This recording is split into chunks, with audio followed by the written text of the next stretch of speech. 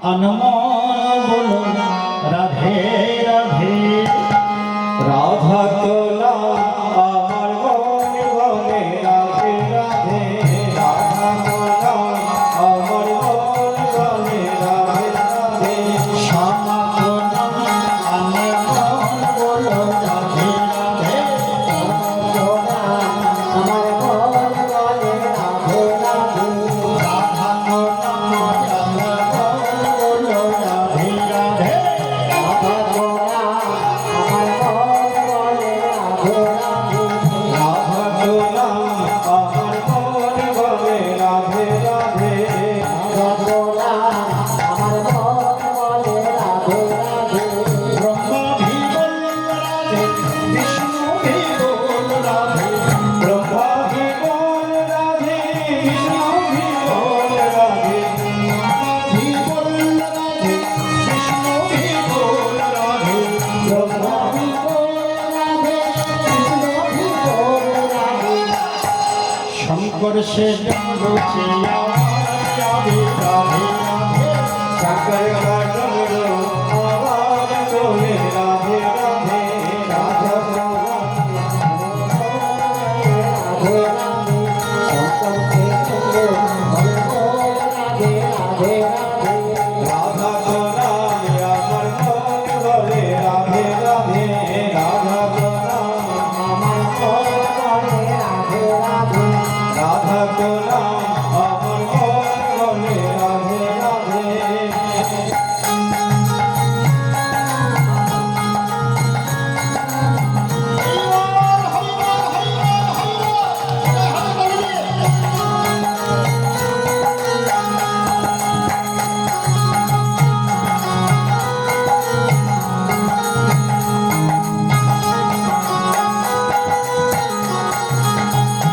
गंगा भी बोल राधे, यमुना भी बोल राधे।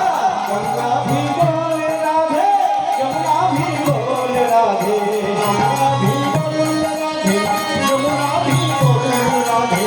गंगा भी बोल राधे, यमुना भी बोल राधे। বৃন্দাবনে সবাই রাধা নাম করে।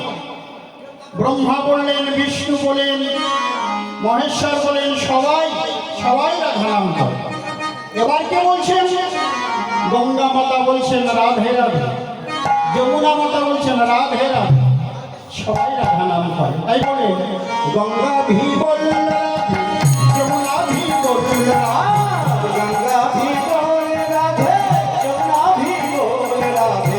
गंगा भी बोल राधे, यमुना भी बोल राधे। गंगा भी बोल राधे, यमुना भी बोल राधे। शादियों की धागे से आओ, आगे राधे राधे। राधा तोला আমার মন বলে রাধে রাধে। রাধা तेरा আমার মন বলে রাধে রাধে।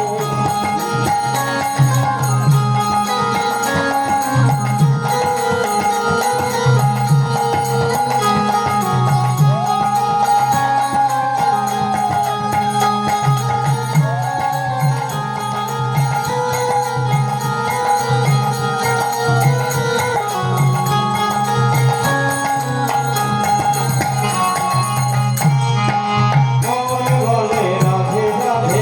গাইয়া भी बोल राधे, बजरा भी बोल रो। गाइया भी बोल राधे, बजरा भी बोल राधे। गाइया भी बोल राधे, बजरा भी बोल राधे। गैया भी बोल राधे, बछड़ा भी बोल राधे। বলছেন বৃন্দাবনে গাভীগণ তারাও রাধা নাম করে, বাছুরীগণ তারাও রাধা নাম করে।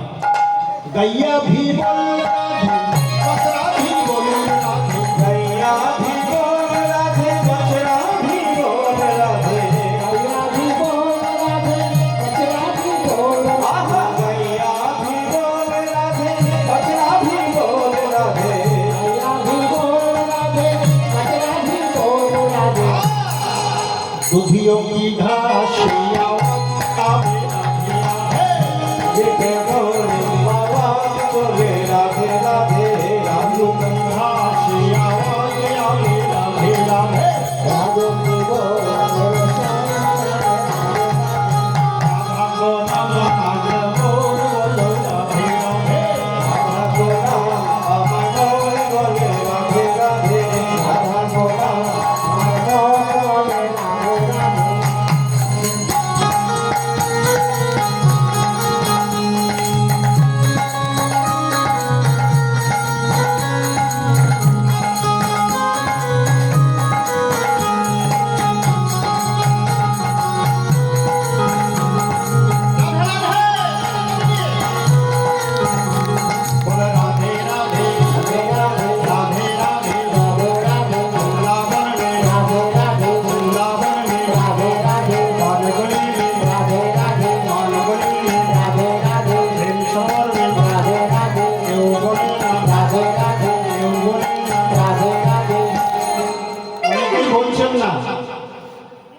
মায়েরা সামনে কয়েকজন বলছেন, অনেকেই বলছেন না, কেন মা?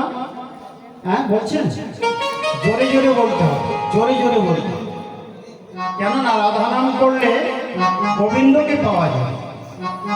যতই রাধা নাম করবেন কৃষ্ণ তত নিকটে আসবে, এটা শাস্ত্রের প্রমাণ। গোবিন্দ নিজেই বলেন, কিশোরীর দাস আমি কৃতবাস, ইহাতে সন্দেহ যা, কোটি যুগ যদি আমারে ভজায় বিফল ভজনতা। কিশোরীর দাস মানে রাধারানীর দাস গোবিন্দ, যদি কেউ কোটি যুগ যদি ধরে আমার ভজন করে, কৃষ্ণের ভজন করে, গোবিন্দ বলেন আমি তার ডাকে সাড়া দিই না। যেজন আমার রাধারানীর সেবা করে, রাধারানীর পূজা করে, আমি তার ডাকে সাড়া দিই। নিতাই গৌর হরি বল, হরি বল, হরি বল, হরি বল। তাই সবাই রাধা নাম করবেন, যত পারবেন রাধা নাম করবেন, গোবিন্দকে পাওয়া যাবে। তাই বলেন রাধে রাধে রাধে রাধে, হাত তালিয়ে রাধে রাধে, বৃন্দাবনে বৃন্দাবনে বানগলি বানগলি, রাধে রাধে বানগলি, রাধে রাধে বানগলি, রাধে রাধে ঈশ্বরবর্ণে, রাধে রাধে ঈশ্বরবর্ণে, রাধে রাধে রাধে রাধে রাধে রাধে রাধে রাধে রাধে রাধে সপনমে, রাধে রাধে রাধে রাধে রাধে রাধে রাধে রাধে রাধে রাধে রাধে রাধে রাধে রাধে রাধে রাধে রাধে রাধে। সবাই বলেছেন তো? বেশ, রাধা কন্যাময়া রাধে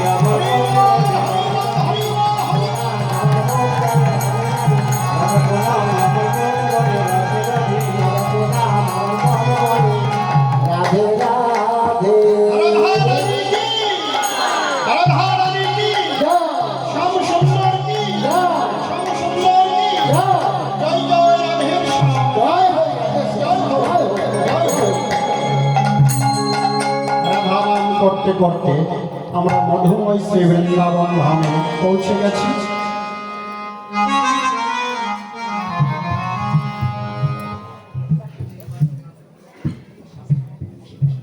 আসুন, আজকে আমাদের বিষয়বস্তু হয়েছে গোষ্ঠলীলা। বৃন্দাবনে আজকে গোঠের বাজনা বেজে উঠেছে, ঘরে ঘরে গোঠের বাজনা বেজে উঠেছে। তাই বলরাম দাদা তিনি আজকে গোষ্ঠে যাবেন বলে, ভাই কানাইকে নিয়ে গোষ্ঠে যাবেন বলে তিনি আজকে সাজছেন। কেমন ভাবে সাজছেন, কেমন ভাবে সেজেছেন, সেটা বৈষ্ণব কবি পদের দ্বারাই বর্ণনা করছেন। আসুন আমরা একটু একটা বড় গানের মধ্য দিয়ে আমরা এই রসটি আস্বাদন করি, তারপরে আবার বিষয় চলে যাবে।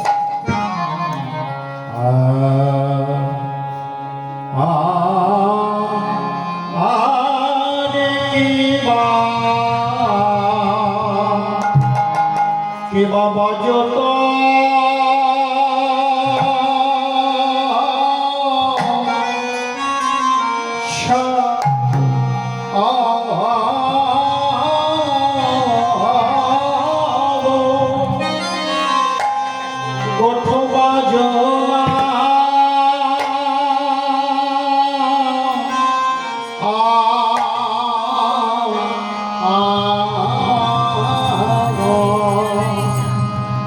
কেবা সাজত সাজত সাজত বল বেড়ে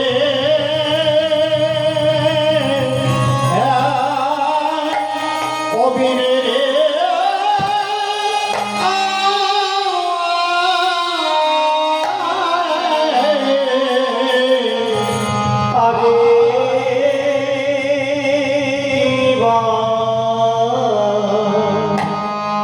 ভজত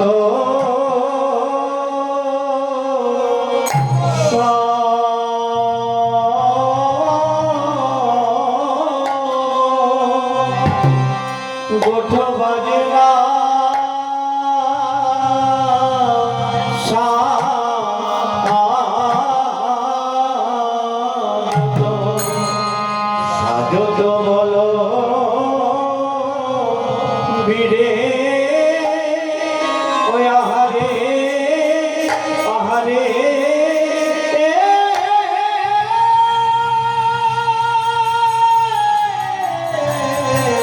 আরে আজ গোঠে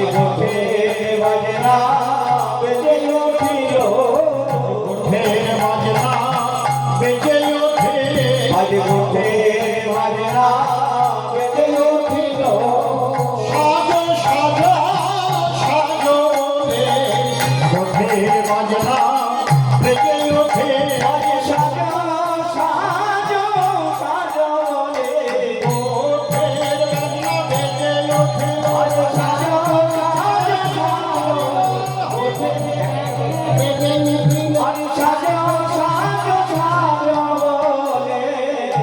আজ গোঠের বাজনা বেজে ওঠে লো।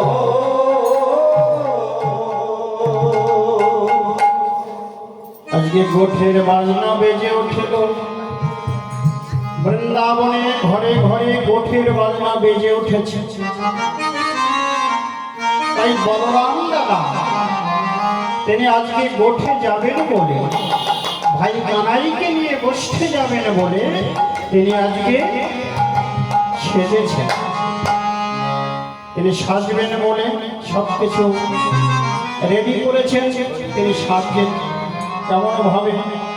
বলাইয়ের মুখ নয় যেন বেধরে,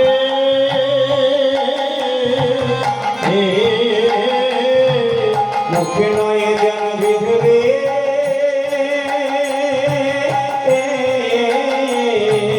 মুখ নয় যেন বেধরে,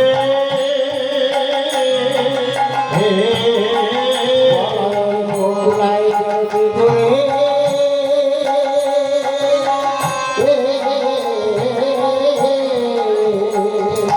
মুখোমুখি করে মুখের লালো, মুখে মনে করে মুখের লালা, মুখোমুখি করে মুখের লালো, বহে করে মুখের লালো শ্বেত কমলের মধুরী, আর শ্বেত কমলের মধুরী। আহা মুখে মনে করে মুখের লালা, শ্বেত কমলের মধুরে, শ্বেত কমলের মধুরে। চার গগন হতে নেমেছে গো, গগন হতে লেগেছে চার গগন হতে নেমেছে, চাউল গগনে হতে নেমেছে গো। মেঘের সঙ্গে খেলবে বলে গগন হতে নেমেছে, আজ মেঘের সঙ্গে খেলবে বলে গগনে হতে নেমেছে গো। মেঘের সঙ্গে খেলবে বলে গগন হতে নেমেছে গো, নদীর সাথে খেলবে বলে গগন হতে নেমেছে গো। মেঘের সঙ্গে খেলবে বলে, খেলবে বলে সঙ্গে খেলবে বলে গগনে হতে নেমেছে গো, গগনে হতে নেমেছে গো। আজকে বলরাম দাদা সেজেছেন, মাথায় পাগড়ি বেঁধেছেন। যখন বলরাম দাদা সেজেছেন, বৈষ্ণব কবি আখ্যা দিচ্ছেন, বর্ণনা করছেন বলরাম দাদার মুখমণ্ডলকে দেখে বর্ণনা করছেন। বলাইয়ের মুখ নয় যেন বিধু, বিধু অর্থাৎ চাঁদ, চন্দ্র, চন্দ্রকে বলা হয় বিধু। বলাইয়ের মুখ নয় যেন বিধু, বুক বখি পড়ে মুখের লালো, শ্বেত কমলের মধুর। সে কমলের মধু। বলরাম দাদা ছিলেন তোতলা, তোতো করে কথা বলতেন। আর জানলেন ওমা, যারা তোতলা হয় তাদের বদন হইতে প্রায় প্রায় লালা ঝরতে থাকে। তা বলরাম দাদা তো তোতলা, বদন হইতে লালা ঝরছে। লালাটাকে আখ্যা দিলেন, ওটা হলো লালা নয়, ওটা হয়েছে শ্বেত কমলের মধু। সে কমলের মধু। শ্বেত কমলের মধু। যখন মধু বলে বৈষ্ণব কবি আখ্যা দিলেন, মধু পান করে কারা? কারা পান করে মা? ভ্রমরগণ। ভ্রমরগণ মধু পান করে। যখন মধু আখ্যা দিয়েছেন ভ্রমরগণ, তখন ছুটছে বৃন্দাবনে, শ্বেত কমলের মধু ঝরছে, আমরা পান করব, সেই লোভে ভ্রমরগণ ছুটছে। আর এদিকে বৈষ্ণব কবি আরো বললেন, ওই যে বলরাম দাদার মুখমণ্ডলটা হলো চন্দ্র, চাঁদ, তাহলে চন্দ্রের সুধা পান করবার জন্য চকর, চকর চন্দ্রের সুধা পান করে। ওই চকরগণ ছুটছে, ছুটতে ছুটতে দুই দল মুখোমুখি হয়ে গেল। যখন মুখোমুখি হয়ে গেছে, এবার ভ্রমরগণ বলছে, ভাই তোমরা কোথায় যাচ্ছ? এই চকর ভাই তোমরা কোথায় যাচ্ছ? বলছে কেন? ওই যে চাঁদের উদয় হয়েছে, আমরা তো চন্দ্রের সুধা পান করি, আমরা সেখানেই যাচ্ছি। তা চকরগণ বলছে, ভাই তোমরা কোথায় যাচ্ছ? বলছে আমরা ওই যে শেষ কমলের মধু ঝরছে, বৈষ্ণব কবি বললেন আমরা সেই মধু পান করতে যাচ্ছি। চকরগণ বলছে না ভাই তোমাদের যাওয়া হবে না, চন্দ্রের সুধা ঝরছে, আমরা সেই সুধা পান করব, তোমরা যাবে না, তোমরা ফিরে যাও। এদিকে ভ্রমরগণ বলছে না না তোমরা ফিরে যাও, আমরা মধু পান করতে যাচ্ছি। দুই দলে ঝগড়া বেঁধে গেছে, কেউ কাউকে যেতে দেবে না। তখন মধ্যস্থ একজন বললেন রে ভাই তোমরা ঝগড়াঝাটি করো না, যে আখ্যা দিয়েছে চলো আমরা সেই পদকবি শেখর দাসের কাছে যাই, দেখি সে কি মীমাংসা দেয়। পদকবি শেখর দাসের কাছে গেলে, ও শেখর দাস, বলে কি ভাই? বলছে আপনি বলেছেন বৃন্দাবনে চন্দ্রের উদয় হয়েছে, তা আমরা চকরগণ আমরা সেই চন্দ্রের সুধা পান করতে যাচ্ছি। ভ্রমরগণ বলছে না না না, আমরা শুনেছি শ্বেত কমলের মধু ঝরছে, আমরা সেই মধু পান করতে যাচ্ছি। তা আপনি বলুন কে যাবে আর কে যাবে না? শেখর দাস বললেন ভাই তোমরা ঝগড়াঝাটি করো না, এই বৃন্দাবনে ভ্রমরগণ মধু পান করবে, চকরগণ চন্দ্রের সুধা পান করবে, এতে কোনো বাধা নাই। কারণ আপন ভজন কথা না কহিবে যথা কথা, আপনি আপনি হইল সাবধান। ভ্রমরগণ তারা মধু ভালোবাসে, তাই তারা মধু পান করবার জন্য চলেছে, যা অসুবিধা নাই। কারণ বলরাম দাদা ওই যে লালাটা হচ্ছে ওটা লালা নয়, ওটা হলো শেষ কমলের মধু, সেই মধু পান করবার জন্য ভ্রমরগণ ছুটেছে। আর চকরগণ, হ্যাঁ আমি বলেছি চন্দ্রের সুধা হচ্ছে, তাই চকরগণ যাচ্ছে সুধা পান করতে, কোনো বাধা নাই। যার যার ভজন তার তার কাছে থাক, যে যেভাবে ভজন করবো না কেন প্রাপ্তি একটাই, সেটা হলো আমার গোবিন্দের চরণ পাদ পদ্ম।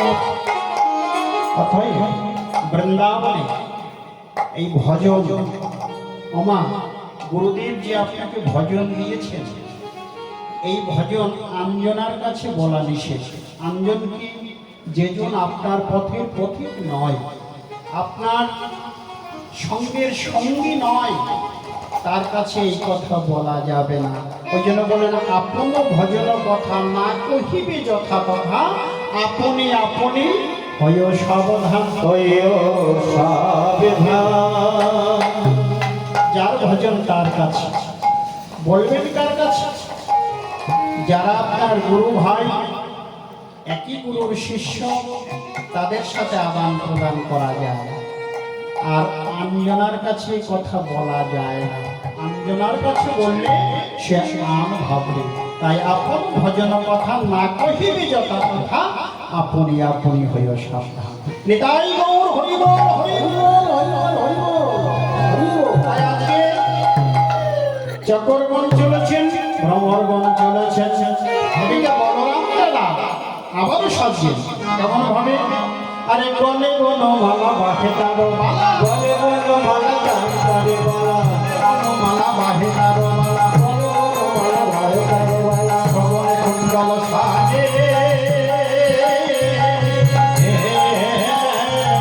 গলে বনমালা বাহে তারে মালা, ভগবান কুণ্ডল সাজে।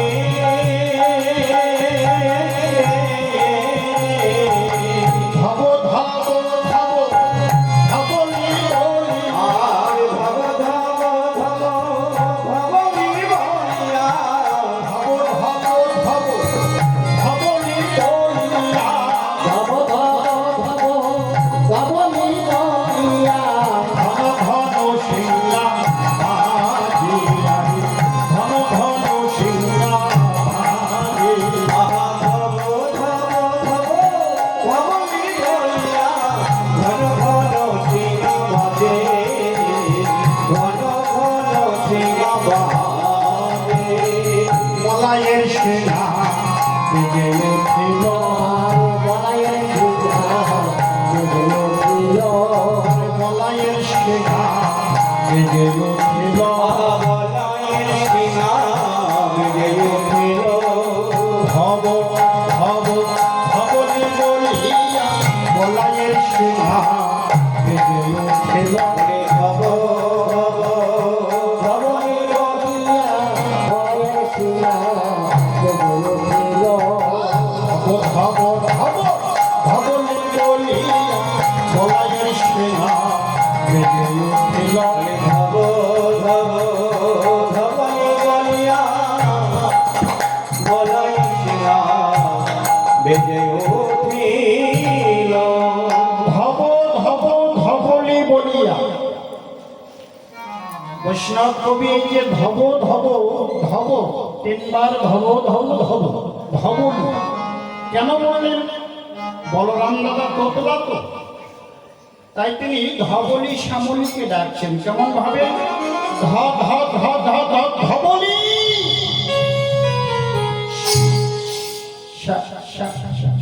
শ্যামলী ধ ধ ধ ধ ধ ধবলি আয় আয় আয় আয় ওরে গোঠে রটি গোঠে রটি বাবা বাবা বাবা বেলা হয়ে গেল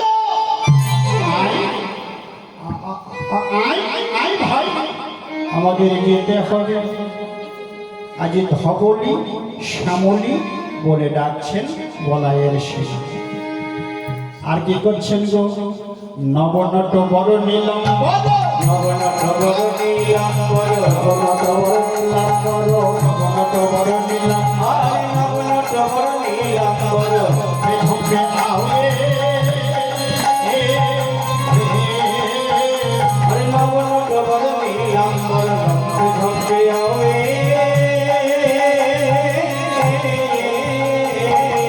মদে মা কলো কুঞ্জর গতি মোরে মা চলো কুঞ্জে মোরে মা চলো শোভারে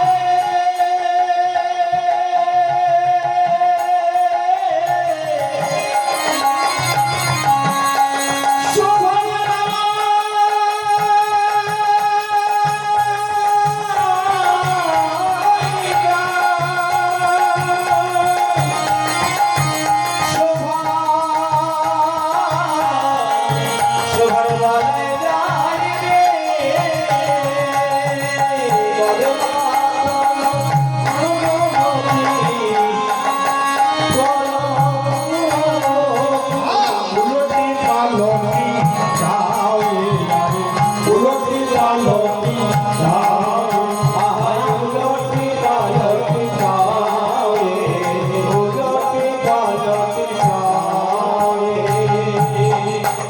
যেন মত হাতি চলেছে গো মত হাতি চলেছে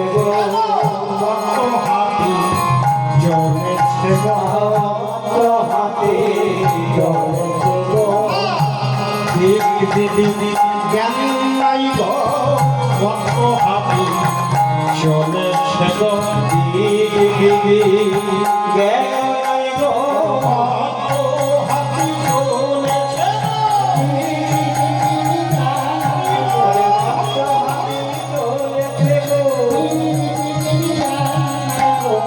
মত হাতি চলেছে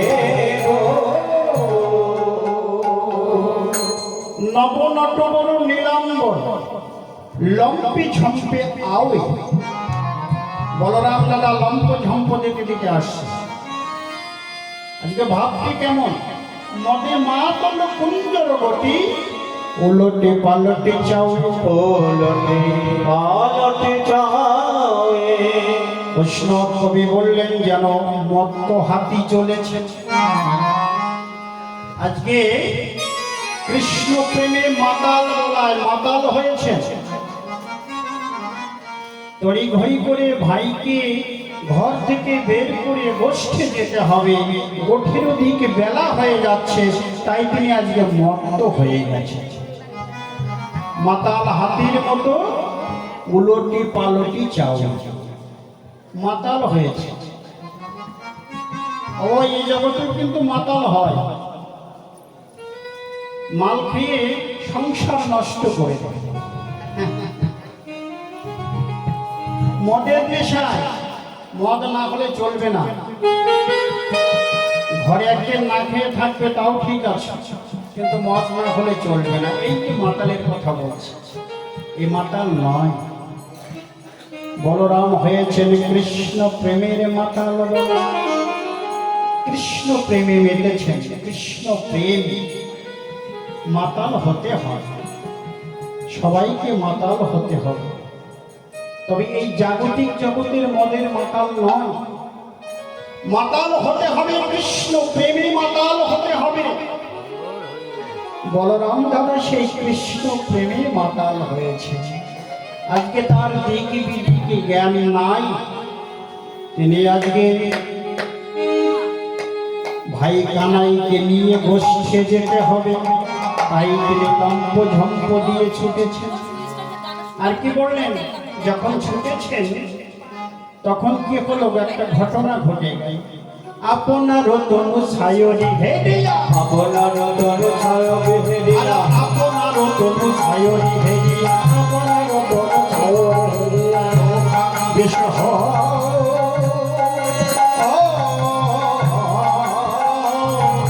আপনার তনু ছায়রি হেরিয়া হবে সহ।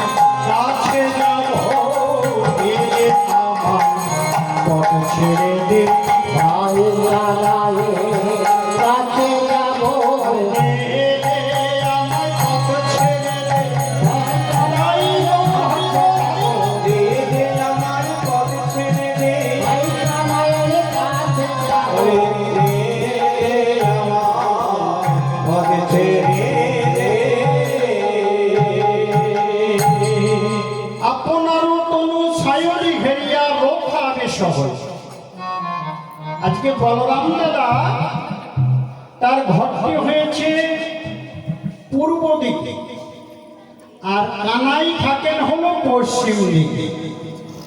যখন পূর্ব দিক দিয়ে পশ্চিম দিকে আসছে, এদিকে সূর্যদেব উদয় হয়েছে। আমার ভালো করে লক্ষ্য করবেন, যদি আমাদের সূর্য দেবতা উদয় হয় পূর্ব দিকে উদয় হয়, যদি পশ্চিম দিকে যেতে হয় সূর্যটা পিছনে পড়ে যায়। আর পিছনে যখন পড়ে যায় তখন নিজের যে ছায়া সেটা কিন্তু সামনে দাঁড়িয়ে যায়, তাই তো? বলরাম দাদার ঠিক একই কেস হয়ে গেছে। যখন তিনি পূর্ব দিক হইতে পশ্চিম দিকে যাচ্ছেন, ওই সূর্যের নিজের ছায়াটা আজকে সম্মুখে এসে দাঁড়িয়েছে। তাই বলেন আপনার তনু ছায়রি হেরিয়া রক্ষা বেশ হই, রক্ষা বেশ হই। ওই ছায়াকে দেখে মনে করছেন আমার শত্রু, এই শত্রু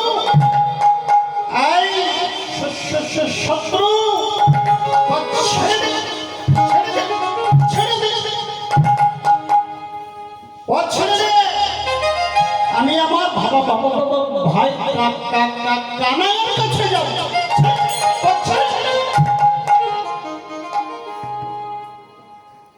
পথ ছেড়ে দে, আমি ভাই কানাইয়ের কাছে যাব। হুবহু পথ ছোড়হ বলিয়া ঘন ঘন অঙ্গুলি দেই, অঙ্গুলি দে কৃষ্ণ প্রেম, কৃষ্ণ প্রেম এমনই বাবা, নিজের ছায়াকে তিনি চিনতে পারছেন না যে এটা আমার ছায়া।